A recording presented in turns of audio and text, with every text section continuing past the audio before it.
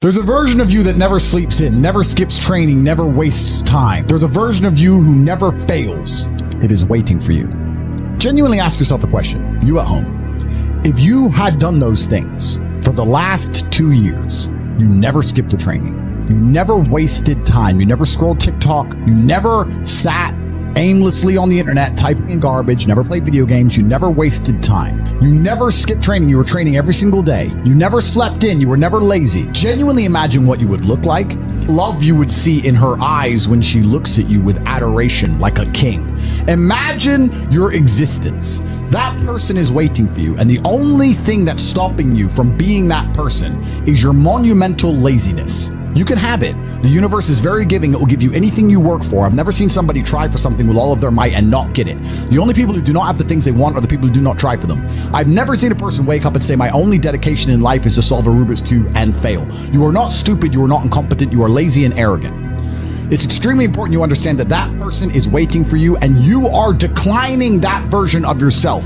In the multiverse, in the many different versions of the universe that exist, there is a version of you that does those exact things, and he is a greater person than you can even fathom. You can transform yourself into that guy. You can be a top G.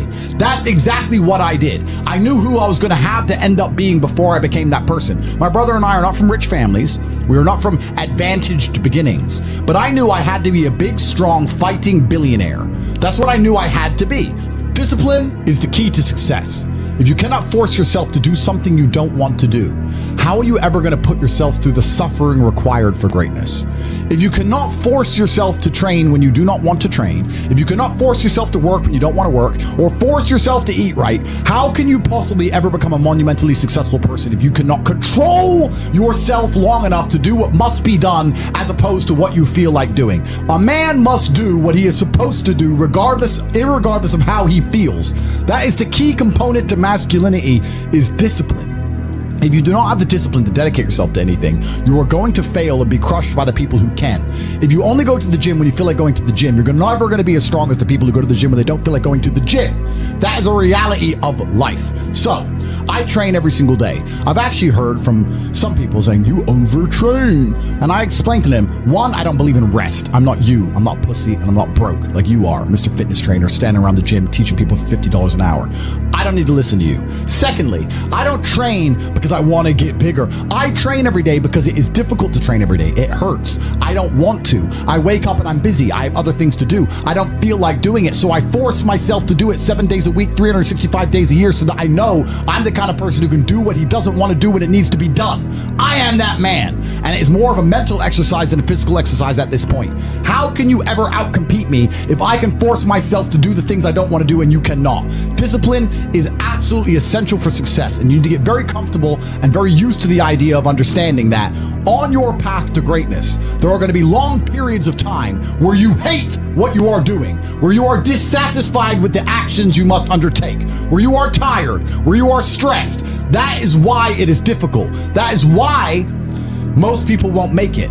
If the path was easy, everybody would walk it and it would lead nowhere. 100 people start the path, 99 fall off because it is difficult, and the one person who makes it to the end gets the gold. If all 100 made it to the end and the gold was divided by 100, it wouldn't even be worth anything. The difficulty gives it value. The fact that it is difficult to do is the key component into the fact you want it in the first place. If it wasn't difficult, everyone would have it and you wouldn't want it because no one would respect it. It's supposed to be hard. Life is supposed to be hard. You're supposed to think this is terrible. You're supposed to suffer and smile through the pain regardless. Discipline is the key to success in all realms as a man, and if you lack it, you stand no chance. You can give most people a roadmap to success. You can give them a Ferrari with a full tank of gas, and a lot of people still wouldn't make the destination because they would say the drive is too far away.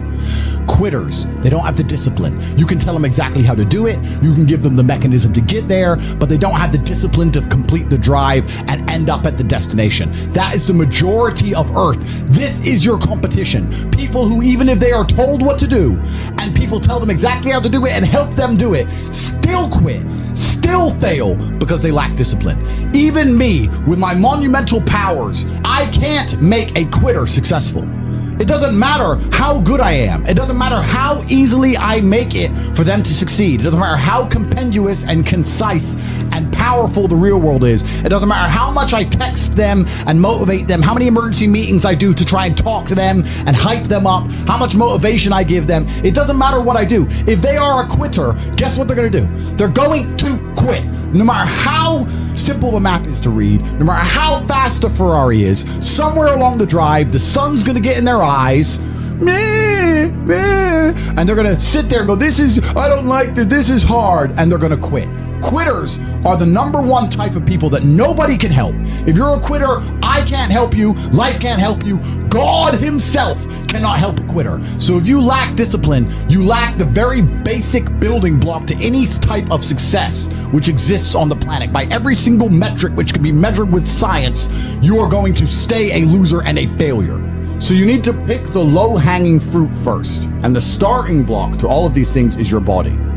I believe if you lift, stretch, move, improve your body, try and train MMA, learn how to fight, get stronger, get bigger muscles, it's a fast track to self-discipline, which will carry over into all other endeavors. And I would argue that is nearly impossible. In fact, how many people can say the gym saved their life? How many people do you know were depressed, started training, got in fantastic shape, and weren't depressed anymore? It is very easy. The low-hanging fruit is your body and upgrading your body. That is the easiest struggle, which is never going to backfire on you and never going to be a negative towards any other facet of your life. And when I look at men who are physical specimens, I think everyone naturally does this, but I'm going to openly say it.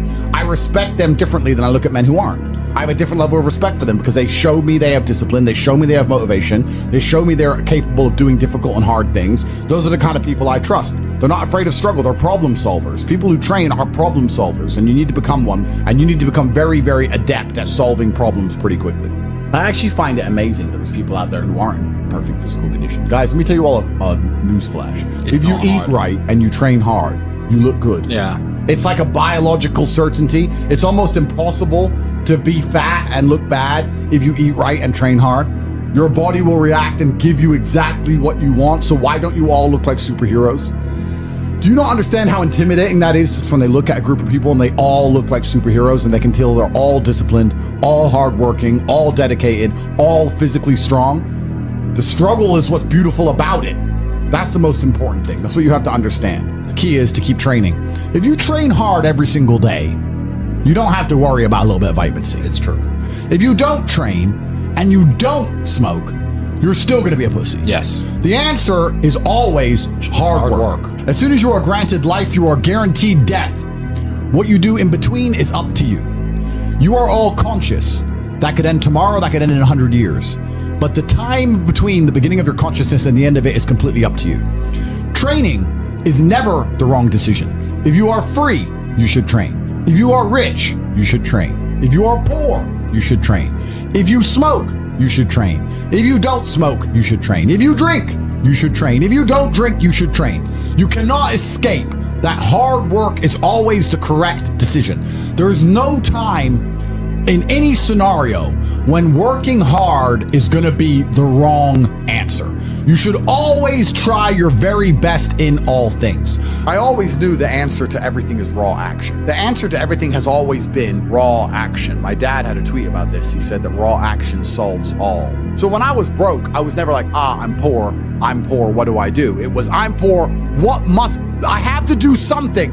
If I was broke, I'd go for a run. That's why I was such a great fighter.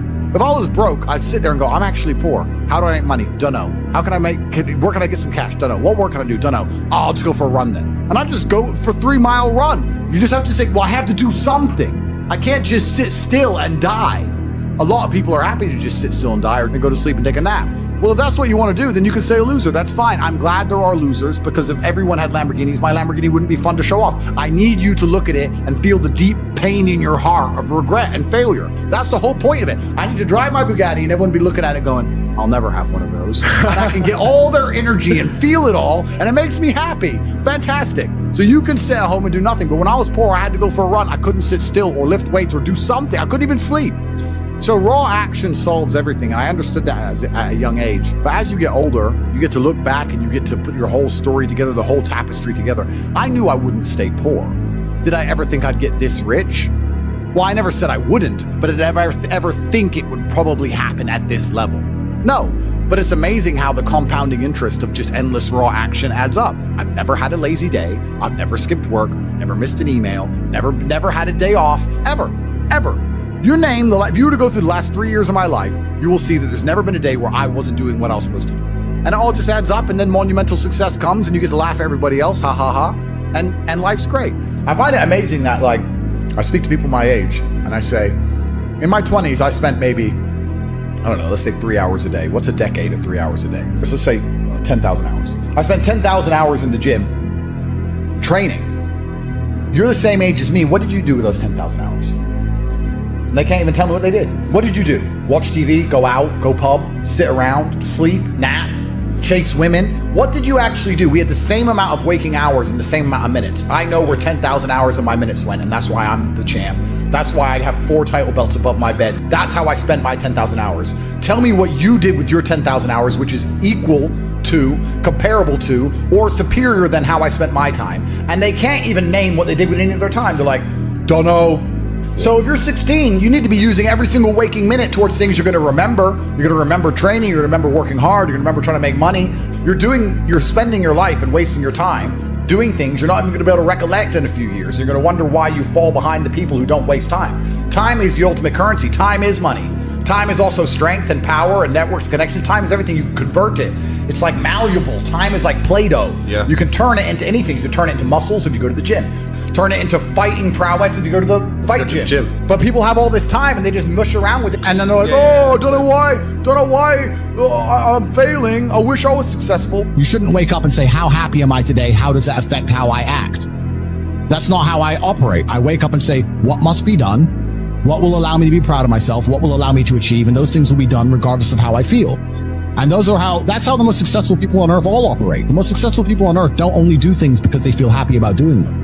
You are truly disciplined when you have so much belief in the importance of your actions that the rest of the world feels like an unnecessary distraction. Why would I want to have fun when I can work instead? I can be proud of myself for doing what was hard as opposed to entertained by doing what was fun. Proud is larger than fun. People like this are impossible to beat. Pain is an extremely important part of the equation. Pain is the elixir of success. When people say this bad thing happened to me and I'm suffering, I say good. It is pain which is required. It's one of the elements in the chemical reaction. And the chemical reaction requires 5 particular distinct compounds, and you have 4 and you're missing 1. It simply doesn't work. Pain for a man is one of the most important elements in becoming successful. Batman is Batman because they killed his parents. If they did not kill his parents, he would not be Batman. You're supposed to suffer.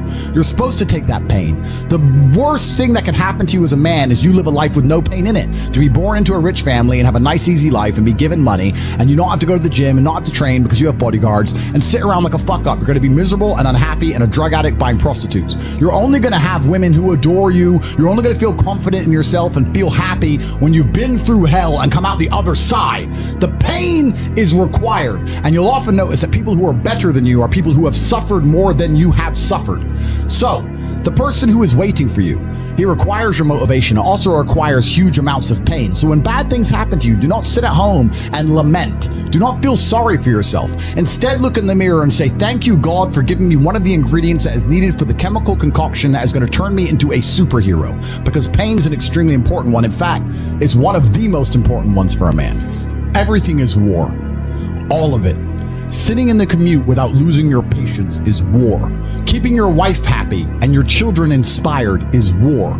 Training to become stronger than before is war. It is all war, and it cannot be avoided. And I'll tell you why it's war. Because war is 2 opposing sides trying to achieve the same goal. 2 opposing sides want the same land or the same influence over X land.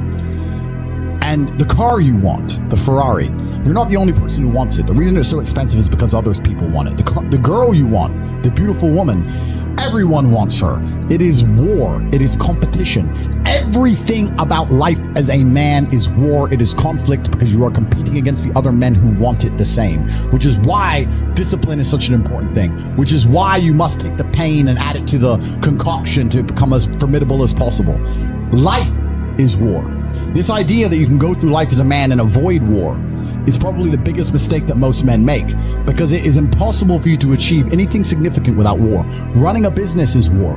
Running a hotel, running a restaurant, running an online company, it's war. Training is war. Life as a man is war. You need to wake up and view it exactly as what it is.